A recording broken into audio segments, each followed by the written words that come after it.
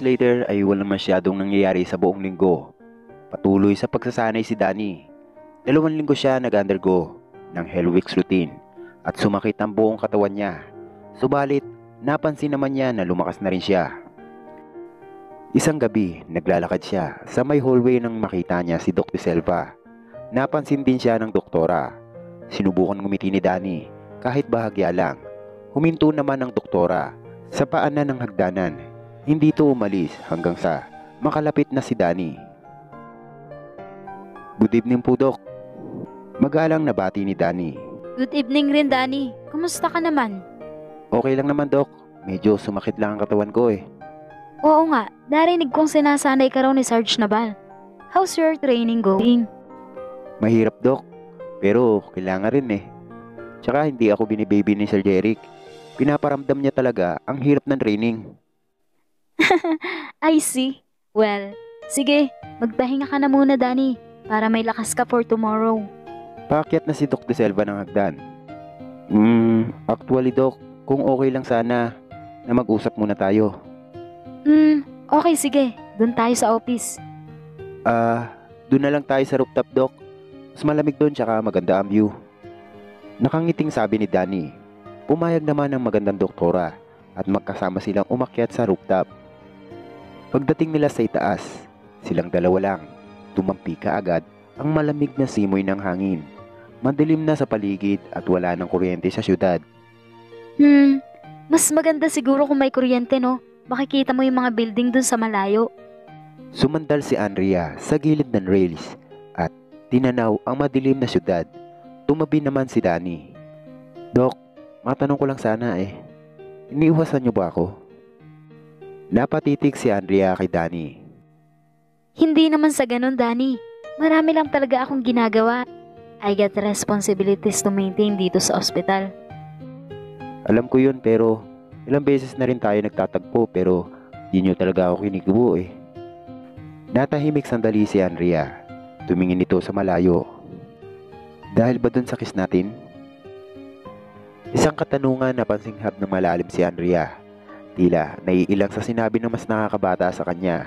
Hindi makatitig na maayos sa binata. Let's not talk about that, Danny. It was a mistake. A big mistake. Pero Doc, wala naman ako nakikitang mali dun sa nangyari eh. Ha? Bakit mo naman nasabi yan? Pagtataka ni Andrea. I think it was good. Oo, alam kong malayo ang agwat ng edad natin. Pero simula nung natikman ko ang halik nyo, di na kayong mawala sa isip ko eh. Pinatong na marahan ni Danny ang kamay niya sa kamay ni Andrea. Ha? Bakit naman? Alam mo ba ang sinasabi mo, iho? Seryoso ako, Doc. Kasi sa totoo lang, edad lang naman yan eh. Pag hindi mo yan pinansin, ano ang matitira? Ang matitira na lang ay tayong dalawa at isang lalaki at babae na parehong salat sa aruga ng pagmamahal. Pareho tayong bigo at nawalan ng mahal sa buhay. Paliwanag pa ni Danny, ligpitan niya ang hawak niya kay Andrea. Pero Danny, hindi talaga ako komportable sa gusto mong mangyari. You're old enough to be my son, and I'm getting old. Dok, 40s ka pa lang, di ba? Hindi ba may kasabihan life star at 40? Wala sa akin ng edad. Gusto ko lang naman na pareho tayong nararamdaman ng maganda sa kabila ng sakit na dinadanas natin dahil sa dilubyong ito. Nakakasira ng ulo ang laging hinaharap ang mga problema at walang dumarating na kagandahan sa iyong buhay. Kaya nga, sana hayaan mo akong ipadama ang init ng isang taong naghahanap rin ng pagmamahal. Dahan-dahan lumapit ang labi ni Danny sa labi ni Andrea. Tila tulala ang babaeng doktora. Pero Danny, tayong dalawa lang ang nandito ngayon. Kaya dapat sa akin lang ang isip mo. Ako lang ang pansinin mo. Naglapat ang kanilang mga labi. Ang isang bagay na iniiwasan ni Andrea ay nangyari na.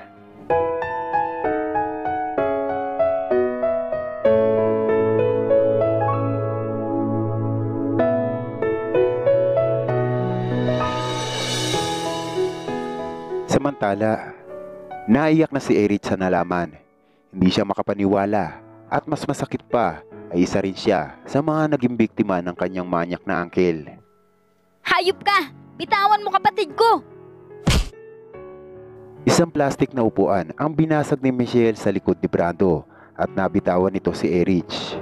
Puta kang babae ka! Sinuntok ni Brando sa sikmura si Michelle at napaupo ito sa sakit. Ate! Lumapit naman si Brando kay Michelle at sinipa pa ito sa pisngi. Napatumba si Michelle at basag ang labi. Nangingisay pa ito dahil sa impact ng tuhod ni Brando. Umatong si Brando sa katawan ni Michelle at sinakal ito habang isang kamay ay nakaangat na at akmang susuntok sa walang laban na babae. Dapat naiintindihan yung dalawa na wala kayong laban sa akin. Susunod lang kayo sa gusto ko. Wag! Sigaw ni Erich nang susuntukin na ni Brando si Michelle. Biglang may humawak sa braso ni Brando at napigilan ang pagsuntok niya. Napatingala ito at isang lalaki ang pumigil sa kanya. Sino ka? Tanong ni Brando at tumayo ito para harapin ang lalaki. Nakita naman ni Erich ang lalaki. Kuya Jeric! Tulungan niyo kami! Umiiyak na wika ni Erich. Kilalaki mong tao ay pumapatol ka sa babae? Anong klase kang lalaki? Matalas na nakatitig si Jeric kay Brando. Hoy, wala kang pakialam dito. Away namin magpamilya ito. O baka naman, naghahanap ka rin ng sakit ng katawan, Brad. Nanlalaki ang mga mata ni Brando at tinatakot pa si Jeric. Pero di ito natitinag. Sakit ng katawan lang ba ang kaya mo? Ah! Sinipa ni Jeric ang kanang tuhod ni Brando ng ubod ng lakas at na-dislocate ito. Napaluhod pa ang lalaki at nagdulot ito ng mas matinding sakit. Ito napasigaw si Brando. Binunot ni Jeric ang combat knife niya at tinutok ang blade sa leg ni Brando. Sakit ng katawan lang pala ang kaya mo. Paano kung tapusin na kita ngayon para hindi ka na makapanakit ng mga babae? Salot ka sa mga babaeng tulad dito na inaabuso mo at ginagamit ang lakas sa mga mahihina. Wala ka bang bayag, hayop ka? O gusto mong tanggalin ko yung bayag mo? Wag pre, bawa ka. Subukan mo ulit saktan si Erich. Mas matindi pa diyan ang aabutin mo. Oo, hindi na. Pangako ko yan. Takot na sagot ni Brando. Tinulungan ni Jeric si Michelle na makatayo dahil nahihilo ito. Si Erich naman ay sinampal pa ulit si Brando at dinuraan ng muka bago pa nila iniwan ito na nakaluhod pa rin.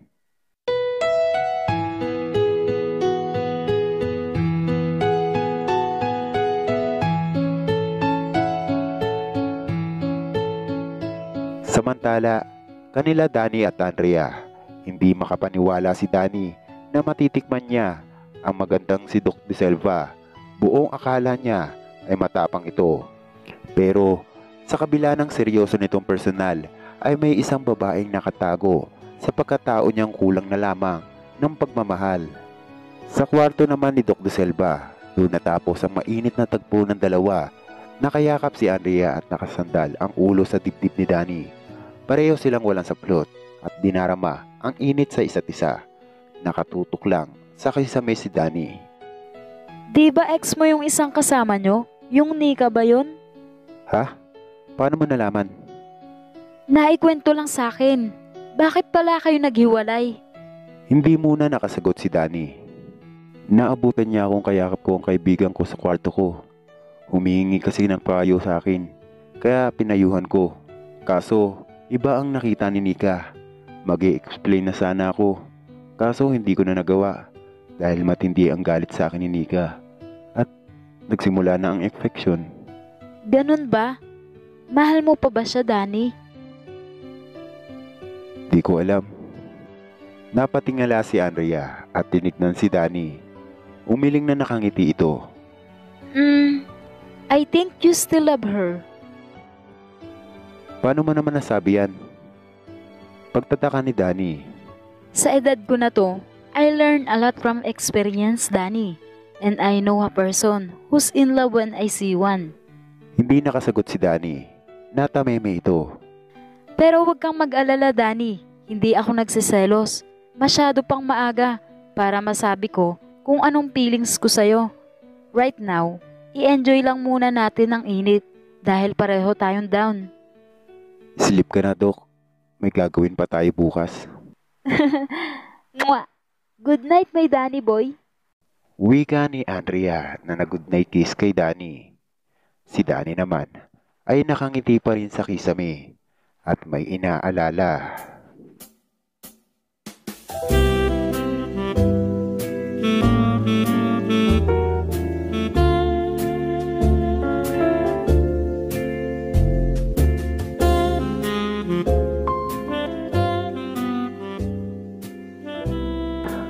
A few weeks ago, before the infection, nasa loob ng kwarto si Danny at kasama ang isang babaeng kaibigan niya na girlfriend ng isa sa mga barkada niya. Dumating ito dahil may problema sa boyfriend nito. Nalaman pala niyang meron itong ibang babae. Maganda at sexy ang babaeng si Ashley. May malaking hinaharap at mabango. Niyakap ito ni Danny nang mahigpit at pinakalma. Dahil lumuluha ito at galit sa boyfriend niya. Dapat pagsisihan niya ang ginawa niya sa akin. Try na siya. Babawi ako.